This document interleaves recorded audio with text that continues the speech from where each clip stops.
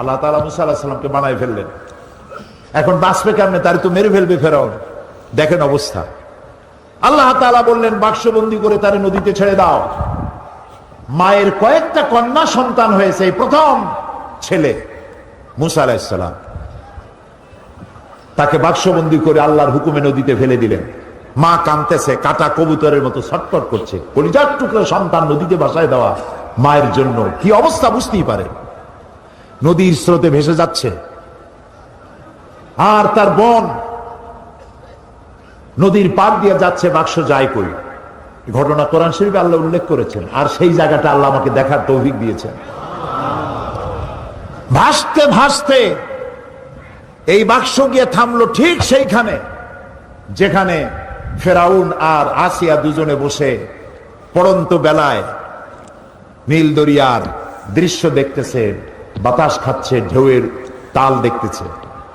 বাক্স এসে সেখানে থেমে গেল। ফেরাউন আশ্চর্য হলো, বাক্স এসে থামলো এখানে, দেখো বাক্সে আছে কি, উঠাও বাক্স। বাক্স উঠানো হলো, খুলে দেখে গোলাপের পাপড়ির মতো চেহারা সুন্দর একটি বাচ্চা। ফেরাউন বলছে এই তো আমার দুশ্মন, তরবারি আনো, হত্যা করো, আমার দুশ্মন পেয়ে গেছি। হযরতে আসিয়া বলছেন ফেরাউন তুমি খোদা না বেহুদা? এই ছোট্ট বাচ্চা তোমার শত্রু, কি বলো তুমি? আমাদের তো কোনো বাচ্চা কাচ্চা নাই, মনে হয় আল্লাহ তাআলা আমাদেরকে এই বাচ্চাটা দিয়েছেন, চলো এটাকে আমরা লালন পালন করি, তুমি এর মারি মেরে না। বাচ্চা নিয়ে গেল বাড়ি। দেখেন অবস্থা। এখন বাচ্চারে দুধ খাওয়াইতে হবে।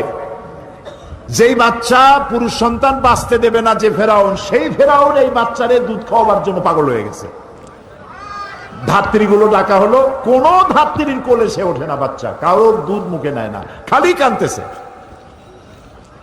আল্লাহ রাব্বুল আলামিন পরবর্তী সময় হযরত মুসা আলাইহিস সালামকে বলেছেন, মুসা ফেরাউনের ঘরে তুমি কাঁদতেছো, আর তোমার মা তোমাকে না পায়া কাঁদতেছে, আমি রহমানুর রহিম এটাকে সহ্য করতে পারি নাই। বোন গিয়ে বলছে ফেরাউনকে, জাহাপানা আমার কাছে একটা ধাত্রীর খবর আছে, ওই মেয়ে লোকটা যে কোনো বাচ্চা কোলে নিলি দুধ খায়। ফেরাউন বলছে নিয়ে আসো, যত টাকা লাগে দেব। বোন গিয়ে তার মায়ের নিয়ে আসে, মা এসে বাচ্চা পেয়ে গেল, বাচ্চা কোলে নিল, বাচ্চা দুধ খাওয়া আরম্ভ করলো। ফেরাউনের বাড়িতে পয়সা দিয়া টাকা দিয়া ফেরাউন রাখলো আর দুধ খাওয়াইল। মুসা আলাইহিস সালাম একটু বড় হলেন, একটু বড় হয়েছেন, নাদুস নুদুস চেহারা। ফেরাউন কোলে নিয়েছে, পয়গম্বরী চেহারা তো, সলিমুদ্দি কসিমুদ্দি মার্কা না। মুসা আলাইহিস সালামের চোখ, তার ঠোঁট, তার ললাট, তার গন্ডদেশ, আল্লাহর পয়গম্বর। আল্লাহ তাআলা মুসা আলাইহিস সালামকে বলেছেন, মুসা তুমি ভয় পাও, আমি তো তোমাকে আমার জন্য বানাইছি। সুবহানাল্লাহ। এই কোরআন শরীফে আল্লাহ বলছেন আমি তোমাকে আমার জন্য বানাইছি। ফেরাউন কোলে নিয়ে মুসা আলাইহিস সালামের মস্তক উঁচু করে করে ঠোঁটটা নামায় দিল। মুসা আলাইহিস সালামের ঠোঁটে ঠোঁট লাগাইয়া চুমা দিবে। যেই না ঠোঁটের কাছে ঠোঁট নিয়েছে, মুসা আলাইহিস সালাম ঠাস করে এক চড় মেরেছে ফেরাউনের গায়ে। ফেরাউন আছাড় মেরে ছেড়ে দিল বাচ্চাকে, বলল যে সত্যিটাই আমার দুশ্মন, তরবারি আম কেটে ফেলবো। আসিয়া বলছে তুমি তো সত্যি একটা বদ্ধ পাগল, কি আর খোদা তুমি, তোমারে খোদা যারা মানে ওগুলোও পাগল। এই বাচ্চা মানুষ সোনাও চেনে, আগুনের টুকরাও চেনে না, তুমি আন্দাজে তারে মারি ফেলবা। ফেরাউন বলছে আচ্ছা ঠিক আছে, সোনাও চেনে না, সোনার পিণ্ডও চেনে না, আগুনের টুকরাও চেনে না, স্বর্ণ আনো, আগুনের টুকরা আনো। যদি সোনায় হাত দেয়, আগুনে হাত না দেয়, তাহলে বুঝবো বুদ্ধি আছে। আর যদি আগুনে হাত না দেয় তাহলে বুঝবো যে ঠিকই, আগুনে যদি হাত দেয় তাহলে বুঝবো যে বাচ্চা মানুষ বোঝে নেই। স্বর্ণের টুকরা আনা হলো, আগুনের টুকরা আনা হলো। মুসা আলাইহিস সালাম আগুনের দিকে হাত না দিয়া সোনার দিকে হাত বাড়াতে যাচ্ছিলেন, আল্লাহ ফেরেশতা দিয়ে তার হাত আগুনের দিকে দিয়ে দিলেন। আল্লাহ তাআলা বলছেন, মুসা রে এইরকম করে আমি তোমাকে লালন করেছি। মুসা আলাইহিস সালাম বড় হলেন, সেই জায়গা দেখলাম এবং ওখানেও চলে গেলাম। প্রায় 4.5 কিলোমিটার পাড়ি দিয়ে সেই জায়গায় গিয়ে উপস্থিত হলাম যেখানে মুসা আলাইহিস সালাম মাদায়েন থেকে ফিরেছেন। 10 বছর পর ফিরেছেন বউ বাচ্চার সাথে, শোয়েব আলাইহিস সালামের মেয়ে, শোয়েব আলাইহিস সালাম তার শ্বশুর। ফিরেছেন, ফেরার পথে ঠান্ডায় পড়েছেন, প্রচন্ড ঠান্ডা। এই ঠান্ডার ভেতরে তিনি তার স্ত্রী ছেলে মেয়েকে বসায় দিয়েছেন এবং সেখানে আল্লাহ তাআলা বলছেন, হযরত মূসা আলাইহিস সালাম তার পরিবর্গকে বললেন যে অন্ধকারে পড়ে গেলাম, এখন যাব কোথায়? দূরে আগুন দেখা যায় একটা গাছে। إذ رأى نارا فقال لأهلهم كثوا إني آنست نارا لعلي آتيكم منها بقبس أو أجد على النار هدى। তিনি যেটাকে আগুন দেখে মনে করেছিলেন যেটা আগুন, তিনি বললেন তোমরা অপেক্ষা করো, আমি আগুনের কাছে যাই, হয় আগুন আনবো আর না হয় আমাদেরকে আল্লাহ, আমি একটা রাস্তা পেয়ে যাব কোন পথে আমরা যাব। ফালাম্মা তাহা নুদিয়া ইয়া মূসা ইন্নী আনা রাব্বুক ফাখলা'না আলাইক। আগুনের কাছাকাছি যিনি যখন হয়েছেন, আগুনের ভিতর থেকে আওয়াজ এলো, এটা আগুন টাগুন কিচ্ছু না, ইন্নী আনা রাব্বুক, আমি তোমার রব, আমি তোমার আল্লাহ। ফাখলা'না আলাইক, জুতা খুলে আসো, ইন্নাকা বিল ওয়াদিল মুকাদ্দাসি তুয়া, তুমি তো পবিত্র উপত্যকায় পৌঁছে গেছো। ওয়াদি আরবিতে বলা হয় ওয়াদি, বাংলায় বলা হয় উপত্যকা। দুই পাহাড়ের মাঝখানে সমতল জায়গাকে উপত্যকা বলা হয়। আমরা সেখানে গেলাম, উপত্যকায় ওয়াদি মুকাদ্দাসে যাওয়ার আগে আমার এই আয়াত মনে পড়েছে। আল্লাহ তাআলা বলছেন ফাখলা'না আলাইক ইন্নাকা বিল ওয়াদিল মুকাদ্দাসি তুয়া। মূসা আলাইহিস সালামকে আল্লাহ বলছেন জুতা খোলো, আমি ভরসটে জুতা আগেই খুলে ফেলেছি। ওয়াদি মুকাদ্দাসে আমরা গেলাম, সেখানে আজান দিয়ে জোহরের নামাজ পড়লাম, আর ওই গাছের কাছে গেলাম। সে গাছটা এখন নাই, কিন্তু যেখানে আল্লাহ তাআলা মূসা আলাইহিস সালামের সঙ্গে কথা বলেছিলেন সেই জায়গায় পৌঁছে গেলাম। আমার জীবন ধন্য হলো, সেই জায়গাটি দেখতে পেলাম যেখানে আল্লাহ কথা বলেছেন মূসা আলাইহিস সালামের সাথে। মূসা আলাইহিস সালাম আল্লাহর সঙ্গে কথা বলতে গিয়ে তিনি আল্লাহর আওয়াজ শুনে বলছেন, আয় আল্লাহ, আমি তো তোমার দেখতে চাই, আমি তো তোমার দেখতে পাচ্ছি না। রব্বি আরিনি, আয় আল্লাহ, আমি তোমার দেখতে চাই। আল্লাহ তাআলা বললেন লান তারানি, কখনো তুমি আমাকে দেখতে পারবে না। মূসা আলাইহিস সালাম আবদার করলেন, আল্লাহ, আমি তোমার দেখতে চাই। আল্লাহ তাআলা বললেন আচ্ছা, একটা টেস্ট হোক, দেখতে পারবা কিনা। আল্লাহ তাআলা পাহাড়ের উপরে তার তাজাল্লি, ৭০,০০০ পর্দার আড়াল থেকে আল্লাহ তাআলা তার তাজাল্লি নূর বর্ষণ করলেন পাহাড়ের উপরে। মূসা আলাইহিস সালাম শুধু, এই কোরআন শরীফে আল্লাহ বলছেন, মূসা আলাইহিস সালাম শুধু এক পলক দেখে আল্লাহু আকবার বলে চিৎকার মেরে বেহুশ হয়ে পড়ে গেলেন। পাশেই তুর পাহাড়, তুরের উপরে আল্লাহ তাআলা একটা সূরা নাযিল করেছেন, ওয়াতিন ওয়াজ-জাইতুন ওয়া তুরি সিনিন। তুরের আল্লাহ তাআলা কসম করেছেন, যেই পাহাড়ে উঠলে পরে আকাশের মেঘ ধরা যায়, এত উঁচা পাহাড়। এই পাহাড়ের উপরে 40 দিন তিনি ইতিকাফ অবস্থায় ছিলেন এবং সেখানে তওরাত নাযিল হলো। সে জায়গা আল্লাহ দেখার তৌফিক দিলেন। এরপরে মূসা আলাইহিস সালামের সঙ্গে সংগ্রাম ছিল যেই ফেরাউন, সেই ফেরাউনকে দেখার ইচ্ছা হলো আমার, যে শয়তানটার একটু দেখি। 40 পাউন্ড জাদুঘরে ঢুকতে লাগে, শয়তান তালাশ করতেছি, পাই না। জিজ্ঞেস করলাম যে আসল শয়তানটা কই? বললো সে তো দোতলায়। ওইটারে দেখতে গেলে আরো 40 পাউন্ড দরকার। সে পয়সাও দিলাম দেখার জন্য। উপরে যখন গেছি যাই দেখি এরকম একটা বড় বাক্স, গ্লাসের বক্স, এর ভিতরে মিস্টার ফেরাউন চিতই শুয়ে আছে। ওই জায়গাও দেখেছি যেখান থেকে ফেরাউন মূসা আলাইহিস সালামকে তাড়া করেছিল, আর দরিয়া ফেরে রাস্তা হয়ে গেল যেখান থেকে মূসা আলাইহিস সালাম হেঁটে গিয়েছিলেন। 3 দিক থেকে ফেরাউনের শত্রুরা, ফেরাউন 3 দিক থেকে আক্রমণ করেছে, পালাবার রাস্তা নাই। সাথী সঙ্গীরা বলছেন, ইয়া মূসা ইন্না লামুদরাকুন, আমরা তো পাকড়াও হয়ে গেছি, পালাবার পথ নাই। হযরতে মূসা আলাইহিস সালাম বলেন, কাল্লা রব্বি সায়াহদিন, কখনো নয়, চিন্তা করো না, আল্লাহ রাব্বুল আলামিন আমাদের জন্য পথ বের করে দেবেন। লক্ষ্য করছেন, তিন দিকে শত্রু, একদিকে দরিয়া, পালাবার কোনো রাস্তা নাই।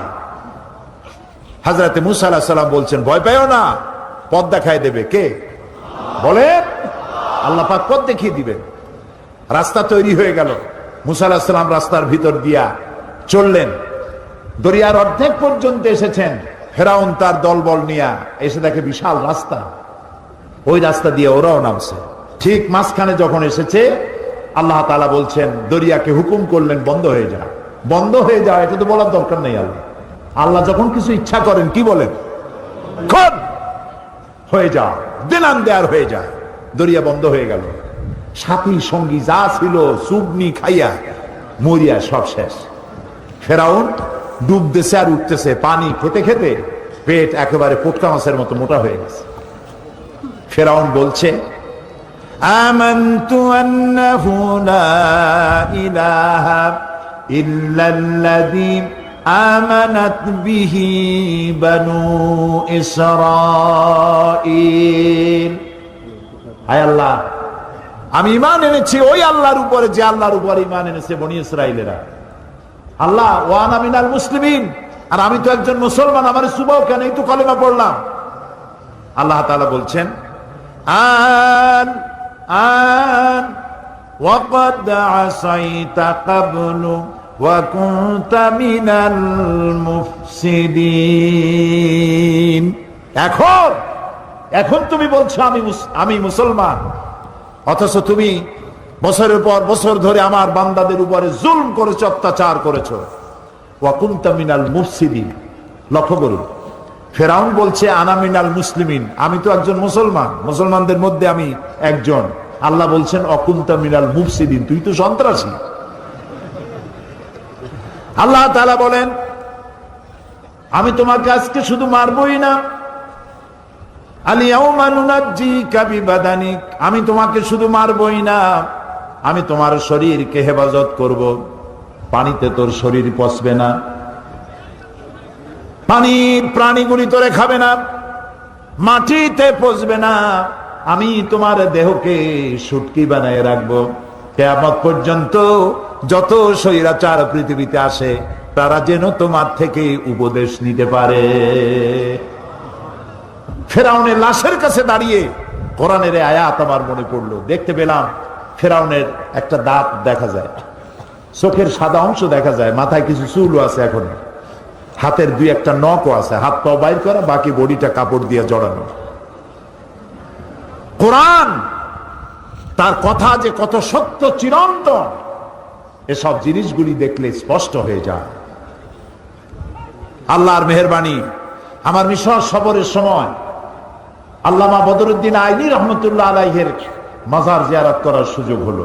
ইমাম শাফি রহমতুল্লাহ আলাইহির মাজার, ইমাম ওয়াকি, হযরত হারুন আলাইহিস সালাম, ইলিয়াস আলাইহিস সালাম, হযরত লোকমান, হযরত আবু দারদা রাদিয়াল্লাহু তাআলা আনহু, তাদের কবর জিয়ারতের সুযোগ হলো। এবং সেই মসজিদেও নামাজ পড়লাম, যেই মসজিদ হযরত আমর ইবনুল আস রাদিয়াল্লাহু তাআলা আনহু মিশর বিজয় করে মসজিদ তৈরি করেছিলেন। খতমে কোরআনের রাতে রমজান মাসে এখানে 5 লাখের উপরে মুসলমান নামাজে শরীক হয়। এত বড় বিশাল মসজিদ। প্রিয় ভাই সব, এই কথাগুলি আনলাম আমি এই কারণে, আল্লাহ তাআলা বলছেন আস-সাইহুন, পরিভ্রমণকারী, তওবাকারী, ইবাদতকারী, প্রশংসাকারী এবং পরিভ্রমণকারী, দ্বীনের দাওয়াত নিয়ে সর্বত্র ছড়িয়ে পড়া।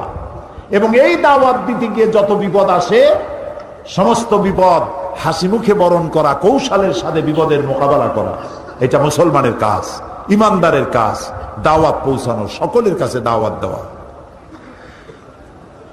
এরপরে 5 নম্বরে বলা হচ্ছে আর রাকিউন আস-সাজিদুন, রুকুকারী আর সেজদাকারী, অর্থাৎ নামাজ আদায়কারী। নামাজ আল্লাহ তাআলা সমস্ত ইবাদত দিয়েছেন জমিনে, শুনতেছেন? কালেমা, হজ, যাকাত, এসব কোথায় দিয়েছেন? জমিনে। নামাজ কোথায় দিয়েছেন? আরশে আজিমে। এই নামাজ আল্লাহ তাআলা ফরজ করেছেন। নবী করিম সাল্লাল্লাহু আলাইহি ওয়াসাল্লামের মেরাজে আল্লাহ তাআলা তাকে এই নামাজ যখন হাদিয়া দিলেন, তিনি ফেরার পথে মুসা আলাইহিস সালামের সঙ্গে দেখা হলো। তিনি জিজ্ঞেস করলেন, আল্লাহ তাআলা আপনাকে কি দিয়েছেন? তিনি বললেন, আমার উম্মতের জন্য 5 ওয়াক্ত নামাজকে 50 ওয়াক্ত নামাজকে তিনি ফরজ করে দিয়েছেন। মুসা আলাইহিস সালাম বললেন, সর্বনাশ, আমি তো বনি ইসরাইল নিয়ে বহু বছর কাটাইছি, মানুষ যে কত বেকায়দা, 50 ওয়াক্ত নামাজ আপনার উম্মতেরা পড়তে পারবে না, আপনি কমায় আনেন।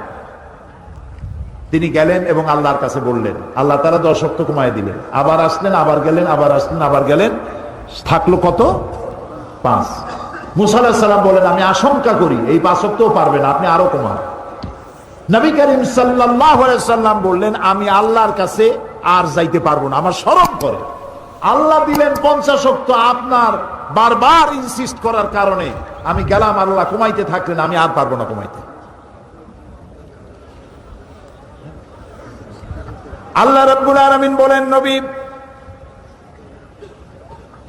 আমি আপনাকে 50 ওয়াক্ত নামাজ আপনার উম্মতের জন্য ফরজ করে দিয়েছিলাম, কমাতে কমাতে 5 ওয়াক্ত আনা হলো।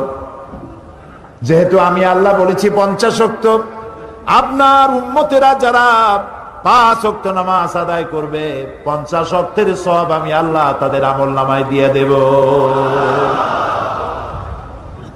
তাহলে যে ব্যক্তি নামাজ আদায় করলো সে 50 ওয়াক্ত গেইন করলো, সুবহানাল্লাহ বলে। আর যে ব্যক্তি নামাজ পড়লো না সে কতটা লস করলো?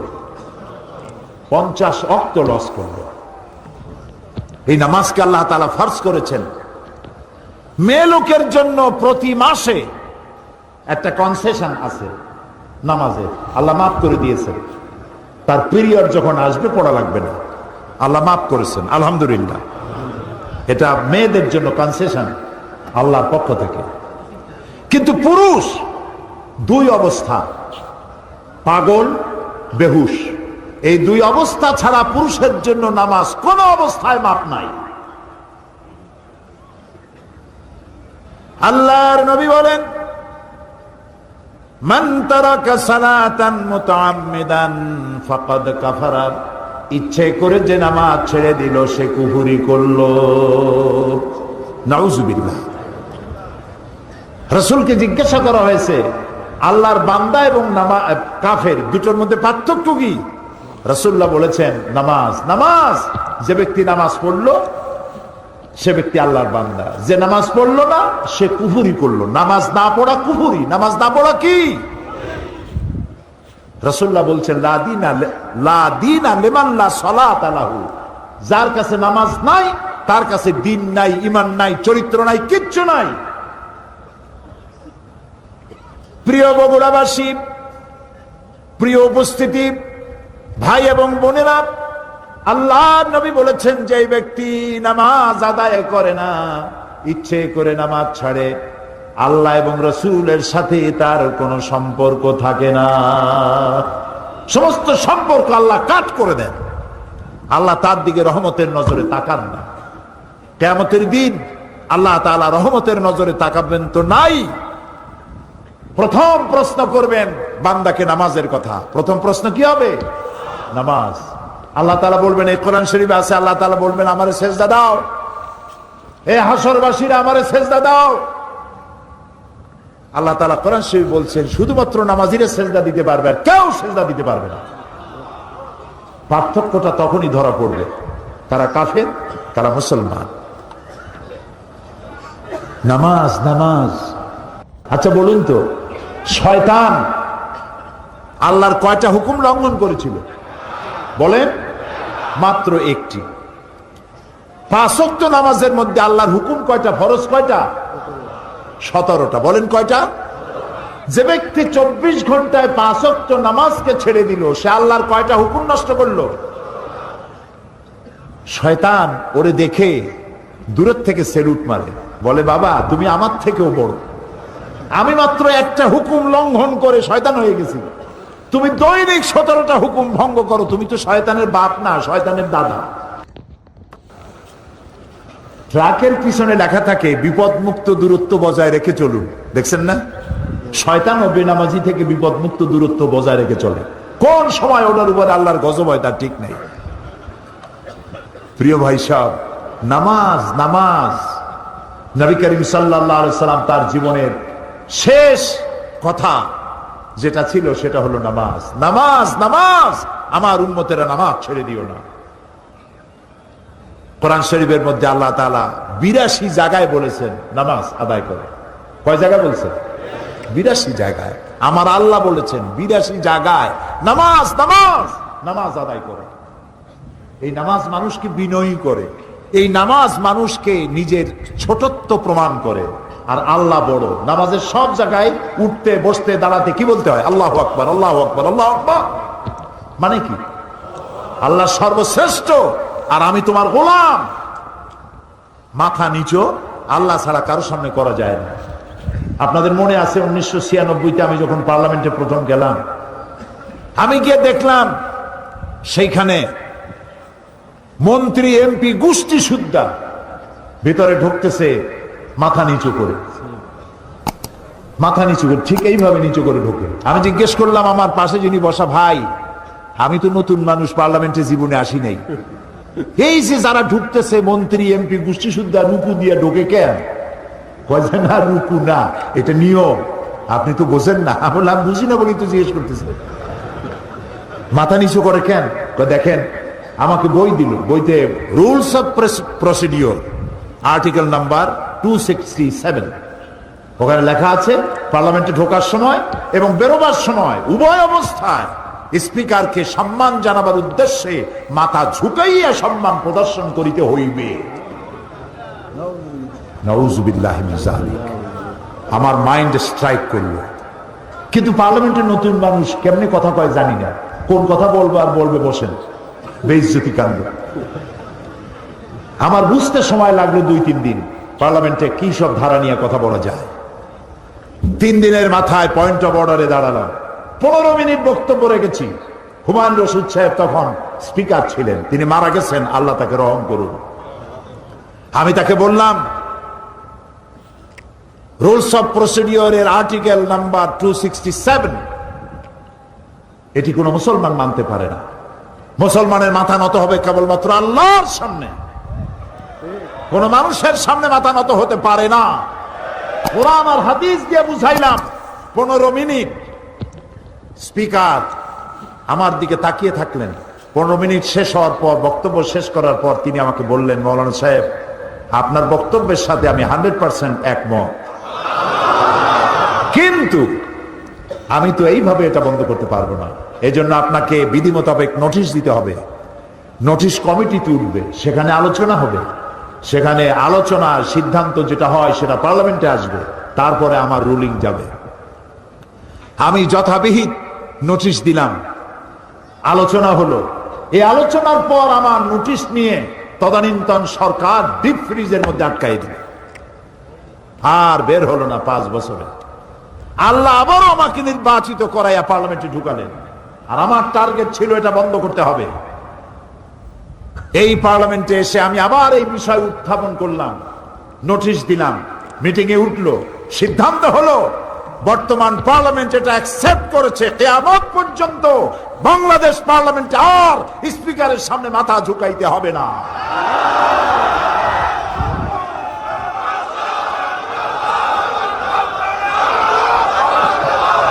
প্রিয় ভাই সব, মানুষ মুসলমান মাথা নত করবে কেবলমাত্র কার সামনে? আল্লাহ ছাড়া কারোর সামনে মাথা নত করা যাবে না। আর নামাজ একমাত্র সিস্টেম যার মধ্য দিয়ে নিজেকে ছোট করা যায়। আল্লাহ সব থেকে বড়, আমি ছোট। এই ছোটত্ব, অহংবোধ, নিজের অহংবোধ, এটাকে মাটির সাথে মিশাবার জন্য এ পর্যন্ত হাত তুলে দাঁড়ায় মানুষ যখন নামাজে দাঁড়ায় আসামির মতো হয়ে যায়। রুকুতে গেল, নিজের অস্তিত্ব আরো অবনমিত হলো। সেজদা যখন দিল তখন তার অহংকার মাটির সাথে মিশে গেল। আমি সেজদা দিয়ে বললাম, আল্লাহ তুমি শ্রেষ্ঠ, আমি তোমার গোলাম। আল্লাহ রসুল বলেছেন, প্রশ্ন করা হয়েছে, রাসূল বান্দা আল্লাহর নিকটবর্তী হয় কখন? নবী করিম সাল্লাল্লাহু আলাইহি ওয়াসাল্লাম বলেছেন, বান্দা যখন সেজদা দেয় একদম আল্লাহর কাছে চলে যায়। রাসূলুল্লাহ বলছেন, আমার উম্মতেরা ও সাহাবীরা যখন সেজদা দিবা তখন মনে করবা তুমি তোমার মাথা আল্লাহ তাআলার কদম মোবারকের উপরে রেখে দিয়েছো। দেখেন না, মানুষ বলে ভাই এমন কাজ আমার ছেলেতে করছে, আমার নাক কাটা গেছে। সত্যি কি নাক কাটছে নাকি? না, মর্যাদাহানি হয়েছে। আবার বলে আমার কপাল খুলে গেছে। কপাল কি খোলে টলে গেছে? আবার কপাল পুড়িয়ে গেছে। এর অর্থ কি? ভাগ্য। কপাল কিসের প্রতীক? ভাগ্যের প্রতীক, না মর্যাদার প্রতীক। কেউ যদি তার মর্যাদা বাড়াতে চায়, কেউ যদি তার ভাগ্য সুপ্রসন্ন করতে চায়, তাহলে প্রত্যেক দিন দৈনিক 5 বার মাটি নামক দাসখতের উপরে নাক আর কপাল নামক কলম দিয়া সই করতে হবে 5 বার, আল্লাহ আমি কেবলমাত্র তোমারই গোলাম, তুমি ছাড়া কারো গোলাম নই। ফজরে একবার, জোহরে একবার, আসরে একবার, মাগরিবে একবার, আবার রাত্রে শুতে যাব তখনও আর একবার। সর্বত্র আল্লাহু আকবার, আল্লাহু আকবার বলেন সবে, আল্লাহু আকবার। সব ক্ষেত্রে আল্লাহু আকবার। পৃথিবীতে যখন আসছিলাম তখন কানে কি শুনেছি মনে আছে? মনে নাই, তবে আপনারা জানেন। আজানের প্রথম শব্দ কি? ইকামতের প্রথম শব্দ কি? নামাজের প্রথম শব্দ কি? জীবনের শেষ নামাজ সালাতুল জানাজা প্রথম শব্দ কি? শেষ শব্দ কি? এর দ্বারা প্রমাণ হলো আমার জন্ম থেকে কবরে যাওয়া পর্যন্ত জীবনের প্রতিটি ক্ষেত্রে আমি গোলাম, আমাকে ঘোষণা করতে হবে আল্লাহু আকবার। খুব দুর্ভাগ্য আমার দেশের এরকম রাজনৈতিক দলও আছে যাদের মিছিলে মিটিংয়ে আল্লাহু আকবার শোনা যায় না। হাজারো স্লোগান দেয়, আল্লাহু আকবার বলে না। বগুড়া এরকম দল নাই। কি দুর্ভাগ্য! ওই দল যারা করেন একটু চিন্তা করা উচিত, নেতাদের জিজ্ঞান দরকার। নেতা সাহেব, আমি তো মুসলমানের বাচ্চা, আমার মা মুসলমান, বাপও মুসলমান। হাজারো স্লোগান দেই মানুষের নামে, দেশের নামে হাজারো স্লোগান দিতে পারি। এ কোন রাজনীতি যে আল্লাহু আকবার বলা যায় না? আল্লাহ তাআলা এই অভিশপ্ত রাজনীতির হাত থেকে আমার জাতিকে রক্ষা করুন।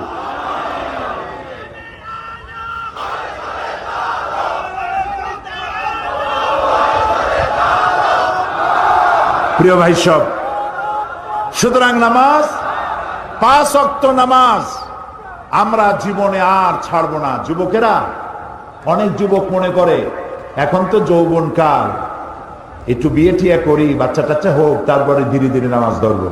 তুমি যে বিয়ে করতে পারবা তার কোনো গ্যারান্টি আছে? তোমার যে বাচ্চা হবে তার কোনো গ্যারান্টি আছে? তুমি যে বুড়া হবা তার কোনো গ্যারান্টি আছে? বৈশাখ মাসে যখন ঝড় হয়, ঝড়ে শুধু পাকা আম পড়ে না, কাঁচা আমগুলোও পড়ে, ঠিক না? নিঃশ্বাসের কোনো বিশ্বাস নাই। আজ আছি কাল নাই, এই অবস্থা। এই যে কথাগুলি শুনলাম, আল্লাহ যেন আজকেই এশার নামাজ যারা পড়ে নাই, আজকে থেকেই যেন এশা থেকে নামাজ শুরু করতে পারি, আল্লাহ যেন তৌফিক দেয়, বলেন আমিন। প্রিয় মুসলমান ভাইরা, নামাজ যে পড়বেন না, মুসলমান দাবি করার তার কোনো হক নাই। নিজেকে মোমেনও দাবি করতে পারবেন না, মুসলমানও দাবি করতে পারবেন না। নামাজ পড়তে হবে, নামাজ নামাজ। আপনি অফিসার, নামাজ পড়েন। আপনি মন্ত্রী, নামাজ পড়েন। আপনি এমপি, নামাজ পড়ুন। চেয়ারম্যান, নামাজ পড়ুন। ছাত্র, শিক্ষক, মেয়ে লোক, পুরুষ লোক, মুসলমান, নামাজ নামাজ। নামাজ হয়ে গেছে, দোকান বন্ধ করে দাও। মক্কা শরীফ, মদিনা শরীফ যায় দেখেন, যখনই আজান হয়ে যায় সব দোকান বন্ধ করে দেয়। আর আমরা দোকান বন্ধ আমার দেশে করে না, যে দোকান বন্ধ করলে বেচা কিনে কম হয়ে যাবে। আরে ভাই, আল্লাহর নামাজ পড়তে যাচ্ছেন, কামাইতে বরকত দেওয়ার মালিক কে? আপনি নামাজের জন্য দোকান বন্ধ করে যে নামাজে গেলেন, এই যে সময়টা গেল, হতে তো পারে নামাজ পড়ে আসার পর একজন খরিদ্দার এমন পাবেন যাতে ওই সময় যত খরিদ্দার আসতো একজনে সব কিনে নিয়ে যাবে, হতে পারে না? এই জন্য আল্লাহকে সেজদা দেন বেশি করে, নামাজ ভুলবেন না। অফিসার হন, যেই হন, পুলিশ, বিডিআর, আর্মি, সরকারি ডিউটি যখন করবেন, নামাজ যদি কাজা হয়ে যায়, হতে পারে সরকারি কাজে ঘন্টার পর ঘন্টা ডিউটি পালন করছেন, নামাজ পড়তে পারেন না, যখনই আপনি সময় পেলেন তখনই নামাজটা আদায় করে নিন, নামাজ ভুলে যাবেন না। আচ্ছা, আজকে কি আমরা এই ওয়াদা করতে পারবো যে জীবনে আর নামাজ ছাড়বো না? পারবো? যারা পারবেন কেবলমাত্র তারাই দুটি হাত উঁচু করুন, বলেন ইয়া আল্লাহ, তোমার পবিত্র নামে শপথ করি, কসম করি, ওয়াদা করি, যতদিন পর্যন্ত মালাকুল মউত আমার মাথার কাছে না আসতেছে ততদিন পর্যন্ত ফরজ নামাজ, ফরজ রোজা আর ছেড়ে দেব না, আর ছেড়ে দেব না, আর ছেড়ে দেব না।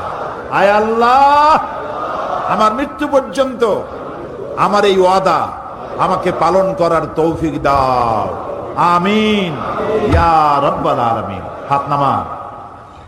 আমি কি জোর করে হাত তুলেছি? আপনারা হাত তুলেছেন, ঠিক না? দেখলেন কে? সাক্ষী কে? এবার কিন্তু বিপদে পড়ে গেছে। আল্লাহ তাআলা যারা হাত তুললো, আমি মুসাফির, মুসাফিরের দোয়া কবুল হয়, রাসূলুল্লাহ বলেছেন। আমি দোয়া করি সকলকে নিয়ে, আল্লাহ আজকে যারা হাত তুললেন জীবনের অতীতের ভুল তাদের মাফ করে দাও, এবং ভবিষ্যতে এক ওয়াক্ত নামাজ যেন কেউ ছেড়ে না দেয়, সবাইকে নামাজ আদায় করার তৌফিক দান করে। এই জাতি যদি নামাজি হয়, আল্লাহর রহমত বৃষ্টির মতো নাজিল হতে থাকবে। আল্লাহ রাব্বুল আলামিন বলেন, ওয়ালাউ আন্না হালাল কুরা আমানু ওয়াত্তাকাউ লাফাতাহনা আলাইহিম বারাকাতিম মিনাস সামাই ওয়াল আরদ। দেশের লোকেরা, জনপদের লোকেরা যদি আমার উপর ঈমান আনে আর আমাকে ভয় করার নীতি অবলম্বন করে চলে, দুইটা কাজ। কয়টা কাজ? কে বলতেছে? আমার উপর যদি ঈমান আনে আর আমাকে ভয় করার নীতি অবলম্বন করে যদি চলে, তাহলে ওই জমিনের মানুষের জন্য আমি আল্লাহ আকাশ আর জমিনের বরকতের সব দরজা খুলে দেব। প্রিয় ভাই সব, আল্লাহ আমাদের নামাজ আদায় করার তৌফিক দিন।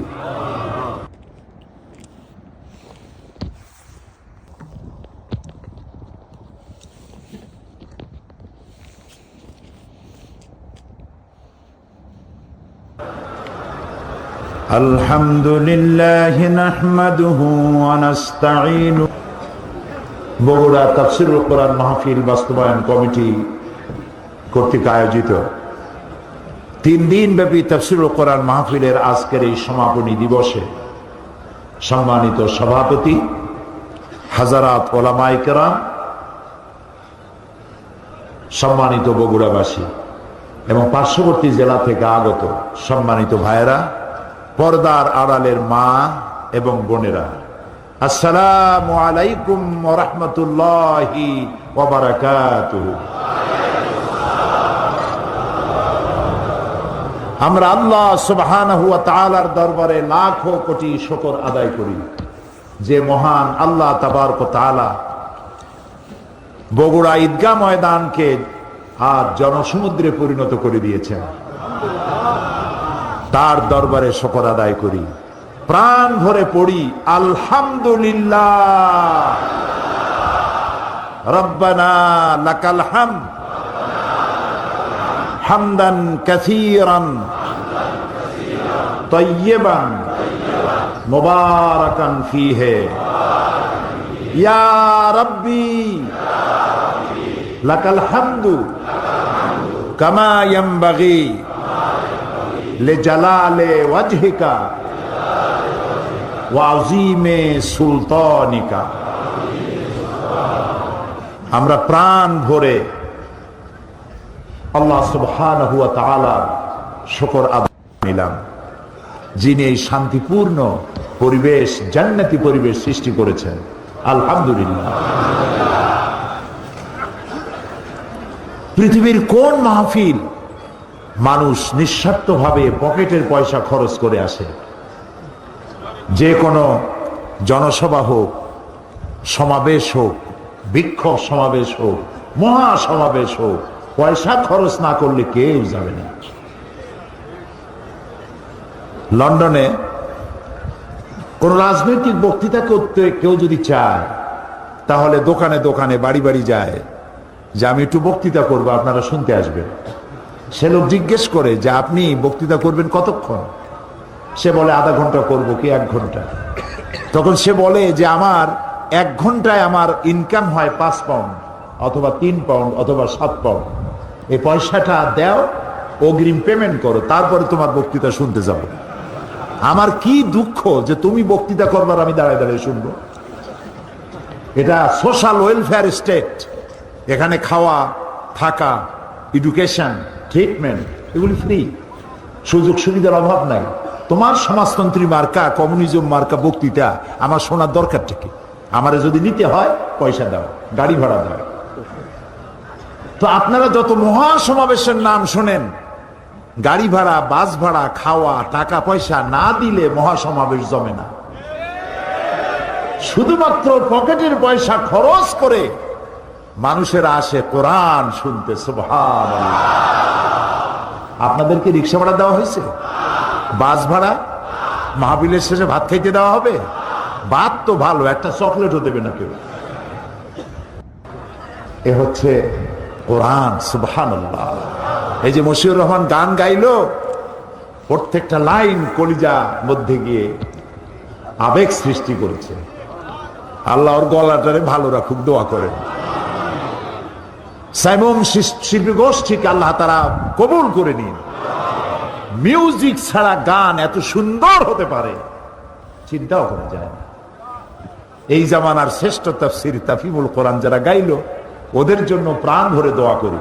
সত্যি শ্রেষ্ঠ তাফসীর, যে তাফসীর মানুষকে হেদায়েতের রাস্তা দেখিয়ে দেয়। সুবহানাল্লাহ। প্রিয় ভাই সব, কোরআন শুনতে এসেছি আমরা। যিনি যেখানে আসি যেন ডিস্টার্ব না করি, যার যার জায়গায় আমরা বসে থাকি, কথা বলবো না, নড়াচড়াও করবো না, যেহেতু কোরআনের আদব রক্ষা করতে হবে। আল্লাহ যেন তৌফিক দেয়, সবাই বলি আমিন। এখন বসার জায়গা নাই। যারা, আমি রাস্তা থেকে এসে দেখেছি গাড়ি আনা যায় না, চতুর্দিকে লোক আর লোক। এখন যিনি দাঁড়ায় আছেন, যিনি বসে আছেন, যেমনি আছেন ওরকম থাকেন, কথা বলবেনই না, শুধু শুনুন। হতে পারে যেদিন আল্লাহ তাআলা কিয়ামতে বাহানা তালাশ করবেন বান্দা জান্নাতে দেওয়ার জন্য, কোরআনের মাহফিল শুনতে আসছিলাম আর কোরআন আমল করার শপথ নিয়েছিলাম, ইতিমধ্যে যদি মওত হয়ে যায়, আল্লাহ তাআলা নাজাতের এটাকে জরিয়া হিসাবে কবুল করে নিতে পারে। সেই জন্য আমাদের সৌভাগ্য যে কোরআন শুনতে এসেছি। আমি আপনাদের সামনে কোরআন শোনাতে এসেছি, তবে আমার তো কোনো ক্ষমতা নাই। ওমা তাওফীকি ইল্লা বিল্লাহ, সুবহানাকা লা ইলমা লানা, আমার কোনো ইলম নাই, কোনো জ্ঞান নাই, ইল্লা মা আল্লামতানা, যদি আল্লাহ দয়া করে কিছু বলার তৌফিক দেন তাহলেই বলতে পারবো। আপনারা দোয়া করুন।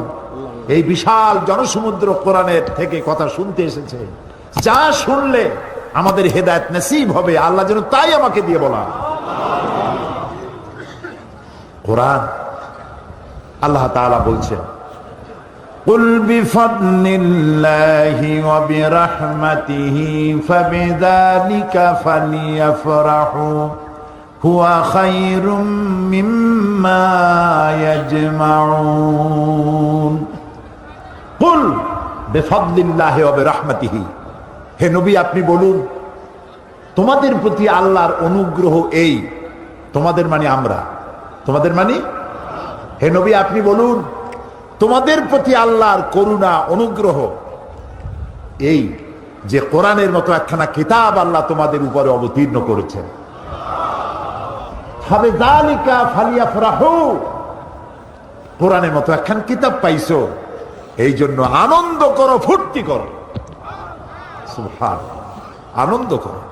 পৃথিবীতে মানুষের জন্য, বিশেষ করে মুসলমানের জন্য আনন্দ করার মতো কোন বস্তু, কোন জিনিস যদি পৃথিবীতে থাকে তার নাম কোরআন। হুয়া খায়রুম মিম্মা ইয়াজমাউন, আল্লাহ তাআলা বলছেন পৃথিবীর সব মানুষেরা যা কিছু অ্যাচিভ করেছে, যা কিছু অর্জন করেছে, তার থেকে কোরআন উত্তম।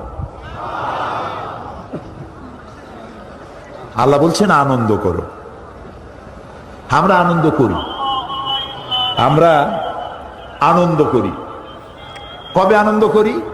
আনন্দ করি, আমাদের জাতি আনন্দ করে 16ই ডিসেম্বর বিজয় দিবস, 26শে মার্চ স্বাধীনতা দিবস, ইন্ডিয়া করে 15ই আগস্ট, পাকিস্তান করে 14ই আগস্ট, সৌদি আরব করে 23শে সেপ্টেম্বর।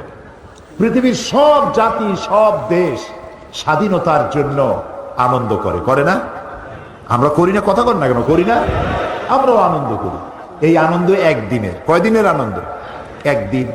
কিসের আনন্দ? একটি দেশ কর্তৃক শোষিত ছিলাম, নির্যাতিত ছিলাম, রাজনৈতিক দিক থেকে, অর্থনৈতিক দিক থেকে।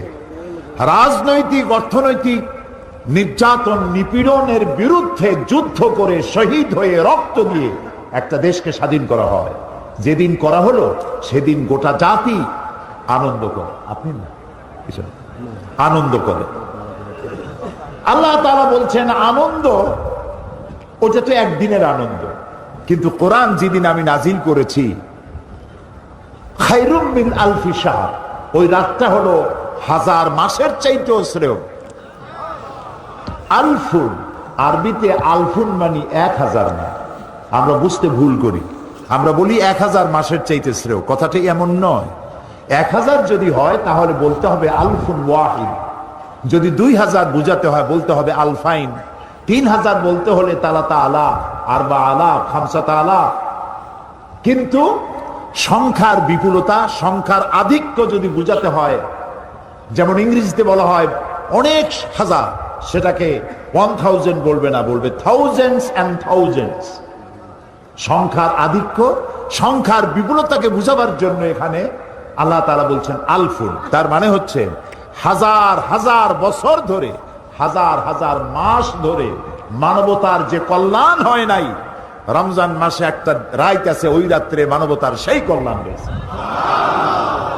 কিসের মাধ্যমে? কোরআনের মাধ্যমে। এই কোরআন তোমরা যে মাসে পেলে তোমরাও আনন্দ করো, তবে সেই আনন্দ একদিনের না, সেই আনন্দ করো 1 মাস রোজা রেখে আনন্দ করো, কোরআনের আনন্দ।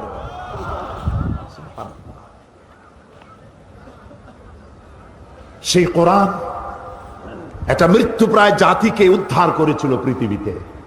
আজ দেখুন তো আমাদের কলেজ বিশ্ববিদ্যালয়গুলিতে কত সাবজেক্ট, 12টা 14টা 15টা 20টা সাবজেক্ট। এই সাবজেক্ট পড়ে কি তৈরি হচ্ছে আমি তা বলতে চাই না, কি তৈরি হচ্ছে আপনারা নিজেরা বুঝে নেন। কি তৈরি হচ্ছে? জাতি যা কামনা করে, জাতির কাঙ্ক্ষিত মানের প্রোডাকশন আমার দেশের কলেজ বিশ্ববিদ্যালয় দিতে পারছে, বাস এটাই যথেষ্ট। নবী করিম সাল্লাল্লাহু আলাইহি সাল্লামের একটা ইউনিভার্সিটি ছিল, সেটার নাম ছিল আল হেরা ইউনিভার্সিটি, বলতে পারেন আপনি। এটার চ্যান্সেলর হচ্ছেন আল্লাহ রাব্বুল আলামিন। এই বিশ্ববিদ্যালয়ের ভাইস চ্যান্সেলর হচ্ছেন মুহাম্মদুর রাসূলুল্লাহ সাল্লাল্লাহু আলাইহি ওয়াসাল্লাম। এর ছাত্র দেখেছেন? এই বিশ্ববিদ্যালয়ের ছাত্র আবু বকর, ওমর, উসমান, আলী, খাব্বার, খুবাইব, আবু মুসা আশআরী, আমর ইবনুল আস, খালিদ বিন ওয়ালিদ, খাব্বার, খুবাইব, আব্দুর রহমান বিন আউফ, আবু উবাইদা ইবনুল জাররাহ রিদওয়ানুল্লাহ তাআলা আলাইহিম আজমাইন। গোটা পৃথিবীর সব ইউনিভার্সিটি, সমস্ত কলেজ একত্রিত হয়ে হযরত আবু বকরের মতো একজন মানুষ বানাতে পারবে? হযরত ওমরের মতো একজন রুলার, একজন শাসক বানাতে পারবে? হযরত খালিদ বিন ওয়ালিদের মতো একজন সেনাপতি বানাতে পারবে? সুবহানাল্লাহ। এ হচ্ছে সেই কোরআন, যে কোরআন কৃতদাসদেরকে বাদশা বানাইছে, যে কোরআন মরুভূমির বেদুইনদেরকে ধরে রাষ্ট্রপ্রধান বানিয়ে দিয়েছে। এ হচ্ছে সেই কোরআন, যে কোরআন সাদা এবং কালোর আকাশচুম্বী ব্যবধান দূর করে সাদা কালো মানুষকে এক প্ল্যাটফর্মে দাঁড় করিয়ে দিয়েছে। এ হচ্ছে সেই কোরআন। সেই কোরআনের বিশদ আলোচনা আমি তো করতে পারবো না। আমি যেখান থেকে আলোচনা শুরু করেছিলাম নিশ্চয়ই আপনাদের মনে আছে। কোন সূরা বলেন তো? কত নম্বর আয়াত? আলহামদুলিল্লাহ, আল্লাহ তাআলা আমাদের জেহেন শক্তি যেন আরো বাড়ায় দেন, বলি আমিন। কোরআন হাদিসের যা শুনি মৃত্যু পর্যন্ত আল্লাহ আমাদের ব্রেনের মধ্যে তা তুমি রেখে দিও। এবং আমল করার তৌফিক দিও। আপনাদের মনে আছে সূরা তওবার 111 112 নম্বর আয়াত, এ দিয়ে আমি কি বলতেছিলাম?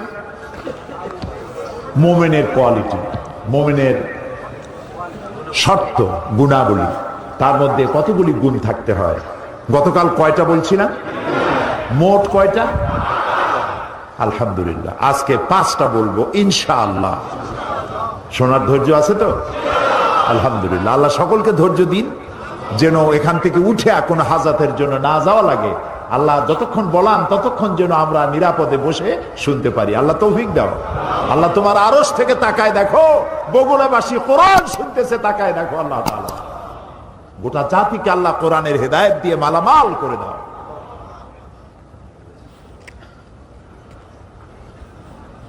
আল্লাহ তাআলা বলছেন, গতকালের মতো আসুন শয়তানের ওয়াসওয়াসা থেকে পানা চাই আল্লাহর কাছে।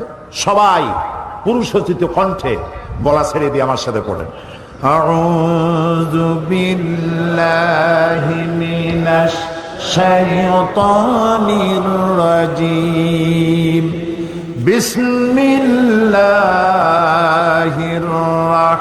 রাহমানির রহিম।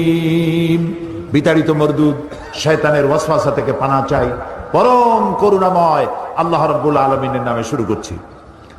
التائبون العابدون الحامدون السائحون الراكعون الساجدون الآمرون بالمعروف والناهون عن المنكر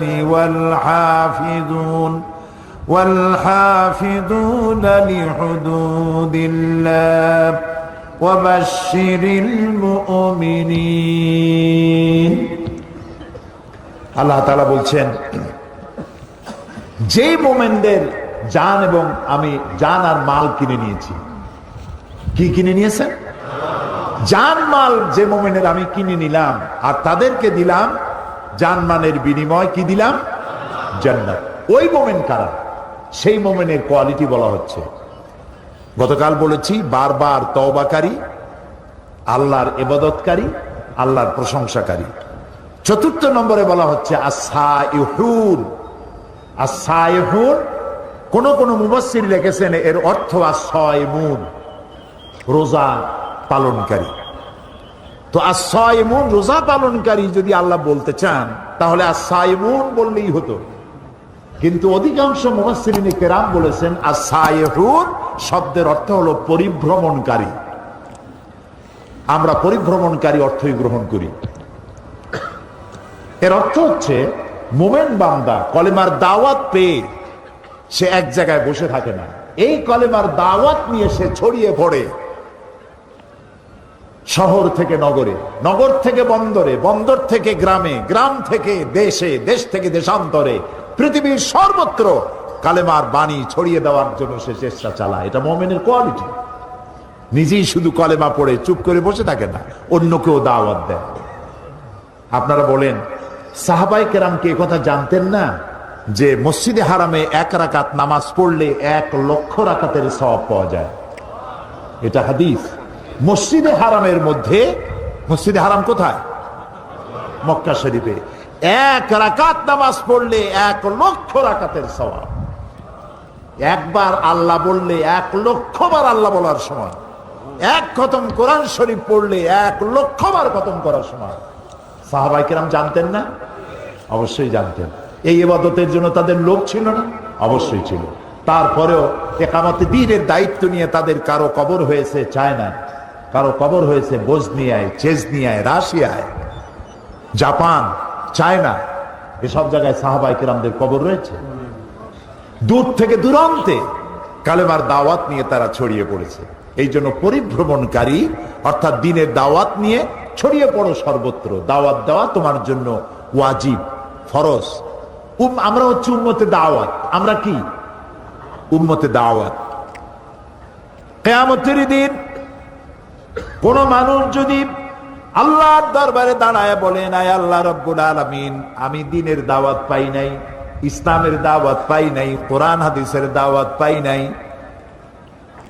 তাহলে কিয়ামতের ময়দানে এই কথা যদি কোনো অমুসলিম বলে, মুসলমানের আল্লাহর দরবারে দায়ী হয়ে যাবে। তোমরা উম্মতের দাওয়াত। প্রিয় ভাই সব, আমরা নামাজ পড়ি, কিন্তু আমার প্রতিবেশী নামাজ পড়ে না। আমি কি তাকে কখনো নামাজের দাওয়াত দিয়েছি? আমার প্রতিবেশী সুদ ঘুষের মধ্যে লিপ্ত আছে, আমি সুদ ঘুষ খাই না, এর কাছেও যাই না, আমি কি তারে বাঁচাইতে চেষ্টা করেছি? যদি না করে থাকি, তাহলে এই দাওয়াতের হক আমি আদায় করতে পারি নাই। লূত আলাইহিস সালামের কওম, এই কোরআন শরীফের মধ্যে আছে, আল্লাহ তাআলা বলছেন তার কওম যে বদফেল করেছিল, সেই বদফেলের কারণে আল্লাহ তাআলা গজব দিলেন, জিবরাইলকে পাঠালেন, জমিনটারে উল্টায় দাও। লূত আলাইহিস সালাম তার মেয়ে এবং তার উপরে যারা ঈমান এনেছে তাদেরকে আগে বাইর করো, তার স্ত্রীকে বাইর করো না, যেহেতু তার স্ত্রী কাফেরদেরকে সহযোগিতা করেছে। তার স্ত্রী সুদ্ধা, পুরা জমিনটাকে উল্টায় দাও, জবরকে জের বানায় দাও। হযরতে জিবরাইল এলেন, আল্লাহর কাছে ফরিয়াদ করলেন, রব্বুল আলামিন, যে জমিনকে তুমি গজব দিতে বলেছো, উল্টাই দিতে বলেছো, আমি তো এখানে এসে দেখলাম একটা লোক 30 বছরেরও বেশি কাল ধরে তোমার ইবাদত করছে, ঘরে অথবা জঙ্গলে কোথাও বসে বসে তোমার ইবাদত করছে। এই বেচারার ব্যাপারে কি করবো তাতে তুমি বলনি।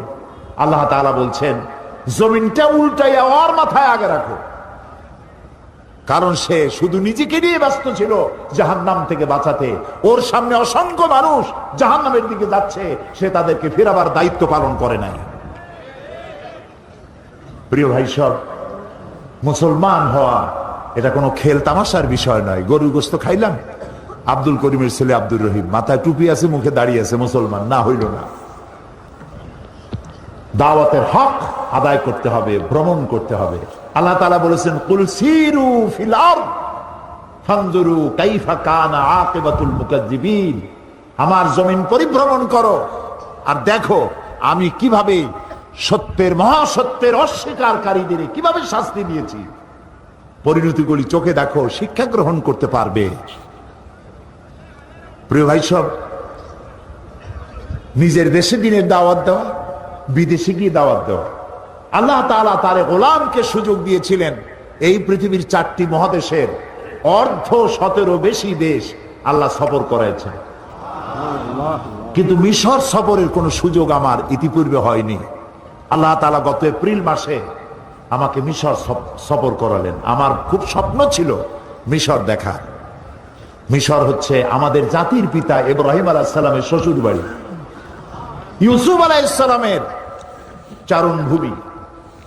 এখানে তিনি ঘুরেছেন ফিরেছেন, কত কষ্ট করেছেন। মুসা আলাইহিস সালামের জমিন, ইলিয়াস আলাইহিস সালাম, হারুন আলাইহিস সালাম ইসলামের ইতিহাস গড়েছে এই জমিনে। সেই মিশর দেখার একটা উদগ্র বাসনা ছিল আমার। গত এপ্রিল মাসে জামিয়া আল আজহার পৃথিবীর একটি শ্রেষ্ঠ বিশ্ববিদ্যালয়, যার ছাত্রছাত্রী সংখ্যা 2 লাখের উপরে, ওখান থেকে একটা দাওয়াত পেলাম। এরপরে 5 দিন আমার সফর ছিল। যারা আমার প্রোগ্রাম প্রডিউস করেছে, আমি তাদেরকে বলেছি, যারা প্রোগ্রাম চেক আউট করেছে তাদেরকে আমি এখান থেকে জানাই দিয়েছিলাম, আমি শুধু রাত্রে কয়েক ঘন্টা ঘুমাতে চাই, বাকি সবটা সময় দেখার মতো জায়গাগুলি আমাকে সব দেখায় ফেলবে। 5 দিনে 4500 কিলোমিটার দৌড়াইছি আমি প্রথমেই দেখতে চেয়েছি মুসা আলাইহিস সালামকে যেখানে কষ্ট দেওয়া হয়েছে সেটা কোথায়, তাকে যে জায়গা থেকে ফালায় দেওয়া হয়েছিল সেই জায়গাটা কোথায়।